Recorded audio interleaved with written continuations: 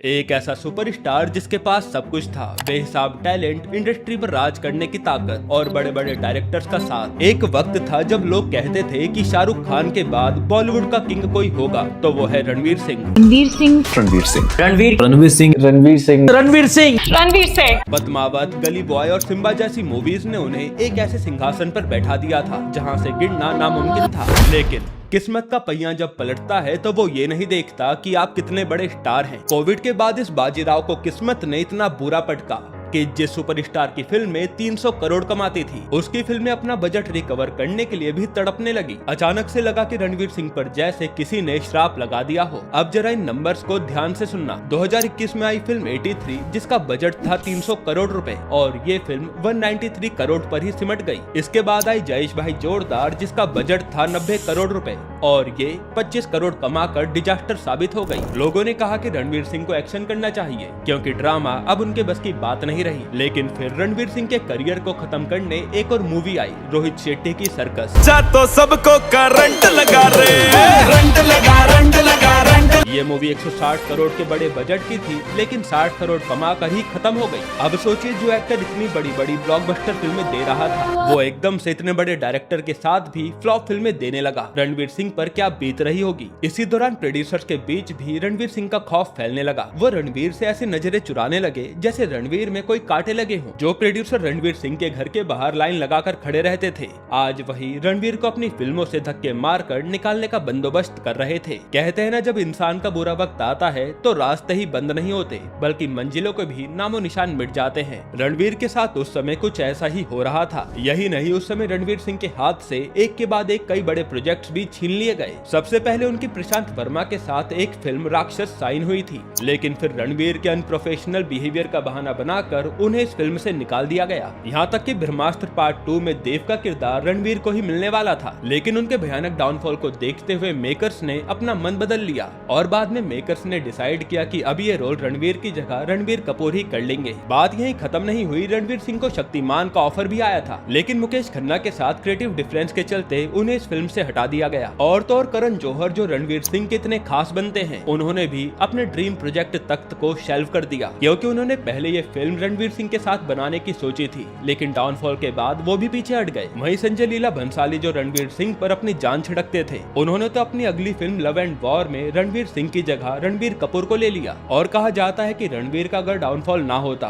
तो संजय लीला भंसाली अपनी इस फिल्म में भी उन्हीं को लेते। वैसे देखा जाए तो आप प्रोड्यूसर्स को बुरा नहीं बोल सकते क्योंकि वो तो पैसा कमाने ही आए हैं, लेकिन जो पॉलिटिक्स रणवीर सिंह के जिगरी दोस्तों ने खेली वो आप सुनेंगे तो आपकी आंखों से आंसू आ जाएंगे। सबसे पहला धोखा मिला यशराज फिल्म से। YRF ने ही रणवीर को लॉन्च किया था और आदित्य चोपड़ा को रणवीर सिंह अपना गॉडफादर मानते थे। 2022 में जब रणवीर पूरी तरह टूट चुके थे तो उन्होंने आदित्य चोपड़ा से रिक्वेस्ट की कि वो उनके साथ कोई एक्शन मूवी बनाएं क्योंकि उस समय एक्शन का ही दौर था, लेकिन YRF ने उनके मुंह पर दरवाजा बंद कर दिया। इस रिजेक्शन से रणवीर इतना टूट गए थे कि उन्होंने YRF से अपना सालों पुराना कॉन्ट्रैक्ट तुरंत तोड़ दिया। अब गॉडफादर ने तो छोड़ा ही था, लेकिन सबसे बड़ा खंजर भोंका उनकी सबसे जिगरी दोस्त ने। जब रॉकी और रानी फिल्म रिलीज हुई तो इस फिल्म ने 350 करोड़ का कलेक्शन किया और फिल्म को सक्सेस मिली। कोई ऑब्जेक्शन नहीं है जी, ताड़ लो जितना ताड़ना, देखने की चीज है, बड़ी मेहनत से बनाई जी, ऑल नेचुरल। नो, इस फिल्म की जान रणवीर सिंह थे जिन्होंने अपनी एक्टिंग से मूवी को बचाया था, लेकिन जैसे ये फिल्म हिट हुई उनकी को स्टार आलिया ने अपनी PR के जरिए इतना गंदा गेम खेला कि तुम्हारा दिमाग घूम जाएगा। असल में उस समय PR ने पूरा नैरेटिव भी ऐसे सेट कर दिया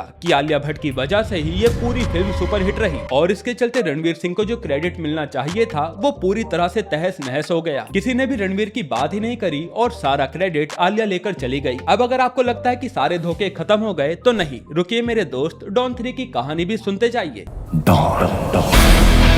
फरहान अख्तर ने रणवीर सिंह को डॉन 3 के लिए साइन तो कर लिया था, लेकिन उन्हें उसके स्टारडम पर भरोसा नहीं था, इसलिए वो पीठ पीछे एक गंदा गेम खेल रहे थे। फरहान ने उस समय डॉन 3 को होल्ड पर डाल दिया और उनका प्लान ये था कि वो रणवीर सिंह की मूवी धुरंधर के रिलीज होने का वेट करेंगे और अगर ये मूवी फ्लॉप रही तो वो रणवीर को हटाकर शाहरुख खान या ऋतिक रोशन को ले आएंगे। फिर जब रणवीर सिंह को इस गद्दारी की भनक लगी तो वो खुद ही इस प्रोजेक्ट से पीछे हट गए। यहाँ से रणवीर समझ चुके थे कि पूरी इंडस्ट्री में कोई अपना नहीं है। जब आप गिरते हैं तो लोग आप आपको दबाने आते हैं, उठाने नहीं। और अब रणवीर सिंह ने सोच लिया था कि वो पूरे बॉलीवुड को झुकाकर रहेंगे, इसलिए उन्होंने अपने दुश्मनों के मुंह बंद करने के लिए 2024 में एक ऐसी मूवी अनाउंस की जिससे सबके तोते उड़ गए, और वो मूवी थी धुरंधर। इसी अनाउंसमेंट के बाद तो रणवीर एकदम गायब हो गए। ये वही बंदा था जो हर समय कैमरे के सामने ऊटपटांग कपड़े पहनकर आता रहता था, लेकिन जब इस बार रणवीर सीरियस हुए तो वो कहीं भी नजर नहीं आए। इसी को लेकर लोगों के मन में क्यूरियोसिटी आ गई कि आखिर रणवीर सिंह कहां गायब हैं, जो वो कहीं नजर नहीं आते। और फिर एक दिन अचानक धुरंधर का टीजर ड्रॉप हुआ। पटाखे खत्म हो गए तो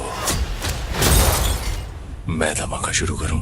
और डेट फाइनल हुई 5 दिसंबर। इस टीजर ने आते ही आग लगा दी, लेकिन हेटर्स कहां चुप बैठने वाले थे। जैसे ही टीजर आया तो कुछ क्रिटिक्स और यूट्यूबर्स ने मिलकर इसे प्रोपेगेंडा फिल्म बताकर बर्बाद करना चाहा। आदित्य धर बीजेपी के तलवे चाटने में इतना खो गया कि उसने यही बेवकूफी कर डाली, और लोगों ने मान लिया कि ये फिल्म रणवीर सिंह की आखिरी फिल्म होगी। उसके बाद उन्हें कोई फिल्म के लिए पूछेगा भी नहीं। लेकिन 5 दिसंबर को जब थिएटर के दरवाजे खुले तो एक ऐसा कारनामा हुआ जिसके बारे में किसी ने नहीं सोचा था। बढ़िया, बहुत बढ़िया मूवी थी, एकदम एक नंबर, मजा आ गया। बहुत अच्छा काम किया है कैरेक्टर वाइज, मुझे अच्छी लगी बेसिकली। रणवीर सिंह ने धुरंधर में इतनी बेहतरीन एक्टिंग की थी कि जो लोग कल तक उन्हें गालियां दे रहे थे वही आज थिएटर में खड़े होकर उनके लिए तालियां बजा रहे थे। इस फिल्म को गिराने की भी पूरी कोशिश की गई थी और कई मीडिया पोर्टल ने तो इसे प्रो बीजेपी एंटी कांग्रेस के नाम से न जाने क्या क्या कहा। लेकिन जब पब्लिक किसी के सपोर्ट में खड़ी होती है ना, तो पीआर का कोई फर्क ही नहीं पड़ता। जिसके बाद तो पब्लिक ने इस फिल्म को अपने कंधे पर उठा लिया और हर बंदा इस फिल्म को 2-2 बार देखने गया। और इसके बाद जो आंकड़े निकल कर सामने आए उससे तो पूरे बॉलीवुड में आग लग गई, क्योंकि सिर्फ 15 दिनों में इस फिल्म ने 500 करोड़ का आंकड़ा पार कर लिया और ऐसा करने वाली ये सबसे तेज फिल्म बनी। आपको सुनकर यकीन नहीं होगा कि लगातार 60 दिनों तक ये मूवी बुक माई शो पर ट्रेंड करती रही। बिना किसी पैन इंडिया टैग के इसने जवान, KGF 2 और RRR जैसी मूवी के हिंदी बेल्ट के रिकॉर्ड को धराशायी कर दिया और इसका फाइनल कलेक्शन इंडिया में 1000 करोड़ और वर्ल्ड वाइड 1300 करोड़ रहा। लेकिन ये तो बस शुरुआत है। याद है जब एनिमल ने 900 करोड़ कमाए थे तो लोग कहने लगे